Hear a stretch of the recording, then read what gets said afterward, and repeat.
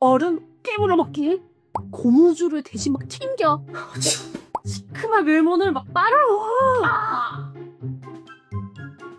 얘들아 안녕. 나는 정신과 의사 박서희쌤. 내 별명은 너희 혹시 주변에 손목에 뭔가 자국 있는 친구들 있어? 아니면 누군가 일부러 자신을 아프게 한다는 이야기 들어본 적 있어? 그래, 오늘은 쌤이 무거운 주제지만 너네한테 꼭 들려주고 싶은 이야기, 청소년 자해에 대해 말해줄게. 자해가 뭘까? 그래, 맞아. 자해는 나 스스로를 다치게 하거나 망가뜨리거나 위험에 빠뜨리는 행위는 다 포함하거든? 그래서 몸에 상처 내는 거 외에도 폭식이나 좀 무분별한 성행위 도 자해 중 하나일 수 있어. 그런데 잘 모르는 사람들은 막 이런다. 와, 완전 관종이네. 막 어떻게 그런 끔찍한 일을 아프지도 않나? 이렇게 마치 남 일인 것처럼 생각할 수 있지만 얘들아, 얼마나 마음이 아프면 자기 몸을 고통스럽게 하겠어. 그치? 그리고 유난히 자해는 너네 이 청소년 시기에 가장 많이 일어났대. 얼마나 많이 하냐면 놀라지 마. 우리나라 청소년 중 5명 중 1명이 자해 경험이 있다는 거 알고 있었어? 게다가 2000년 초반에 비해서 지금은 한 거의 2배 가까이 더 증가하고 있어. 그런데 더 심각한 건 이런 자해가 반복되다 결국 충동적으로 극단적인 죽음으로까지 이어질 수 있어. 그래서 자해는 단순히 우리가 놀라거나 모르는 척 넘어가는 게 아니라 왜 하게 됐고, 왜 청소년 때 많이 하고, 또 어떻게 하면 예방하고 치료할 수 있는지를 꼭 알아야 해. 그러면 아니 대체 왜 이렇게 스스로 아프게 하는 행동을 하는 걸까? 죽고 싶은 마음에 하게 되었다는 친구들도 있을 수 있어. 하지만 생각보다 훨씬 더 복잡하고 복합적이야. 심지어는 진단명도 새로 생겼다. 비자살적 자해라고. 이러니 오히려 더 헷갈리는 거야. 아니 그럼 대체 왜 하는 걸까?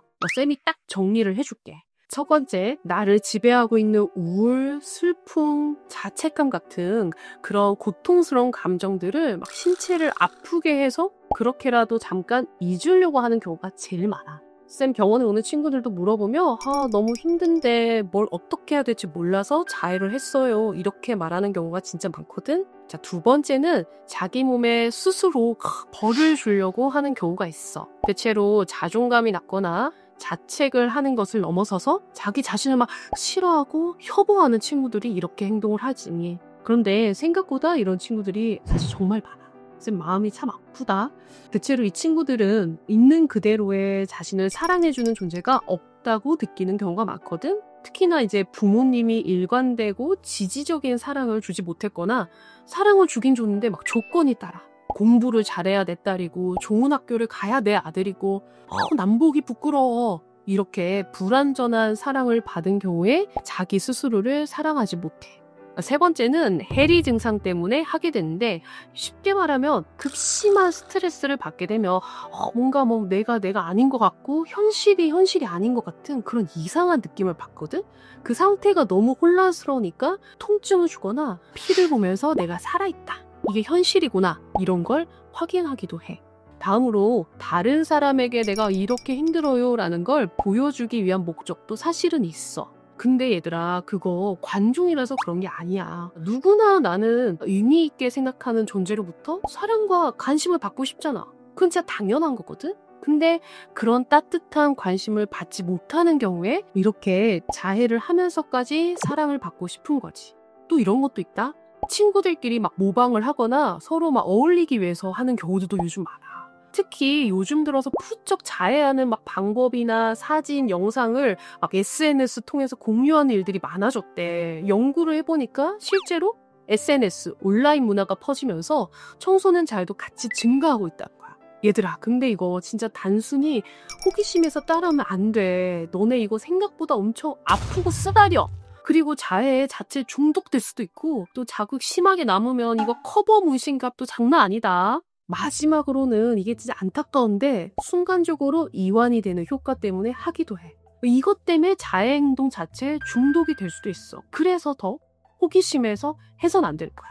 아니 쌤, 아프게 하는데 무슨 이완이 되나요? 아, 그치. 우리 인체의 신비야. 고통을 주면 순간적으로 엔돌핀이라고 내 몸에 마약 같은 성분이 나와서 순간 아픔을 잊고 긴장을 풀게 해줘. 근데 야, 이거 고작 30분도 안 가. 결국에는 자책을 다시 하고 더 기분이 우울해지고 또 이거 자체에 중독이 되어서 나중에는 더 깊고 더 강한 아픔을 주어야만 예전 같은 효과가 나타나니까 악순환이 돼.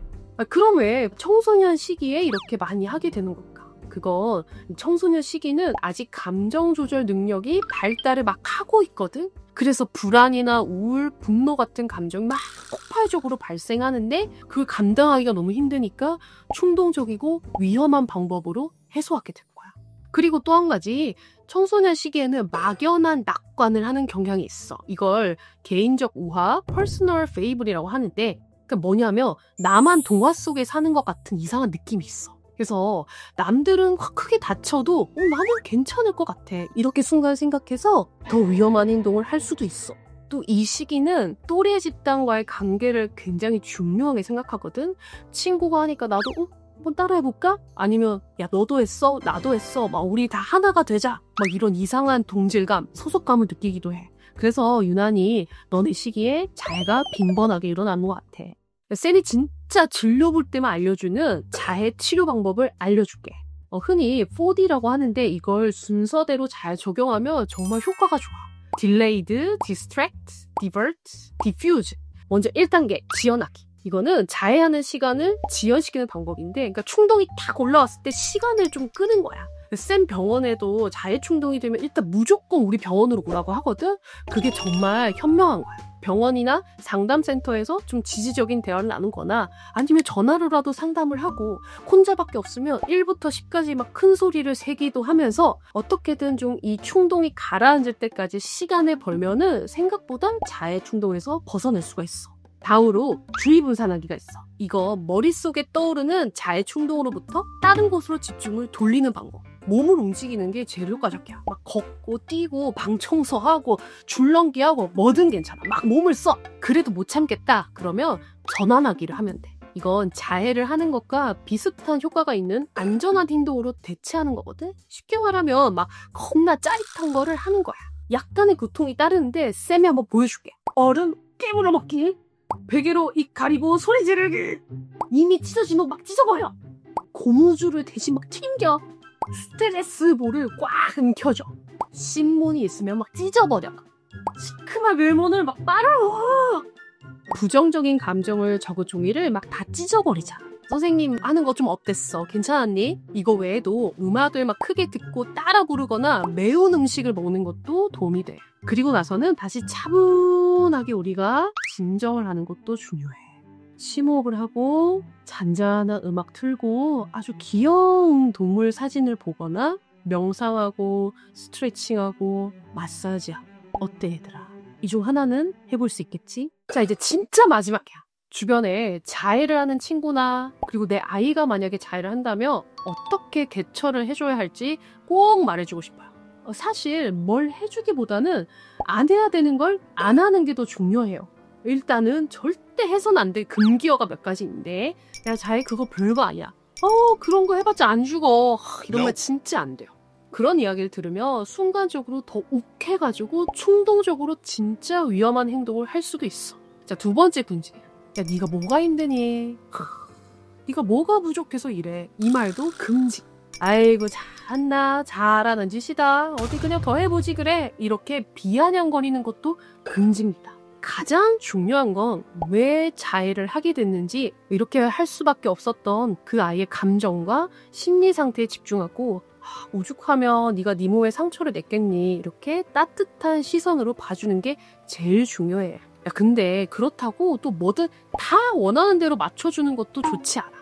일반적으로 관심 갖고 공감해주는 게 중요하지만 원하는 대로 다 맞춰주면 안타깝게도 이런 자해가 하나의 수단으로 될 수도 있어. 생각보다 어렵지. 그래서 비전문가인 너가 감당하기에는 위험하고 벅찰 수가 있거든. 왜 자해를 하게 됐는지 공감을 해주고 많이 힘들었겠다. 우리 상담이나 치료를 받으러 한번 가보자. 이렇게 전문 기관으로 연계를 시켜주는 게 가장 도움이 된다고 생각해.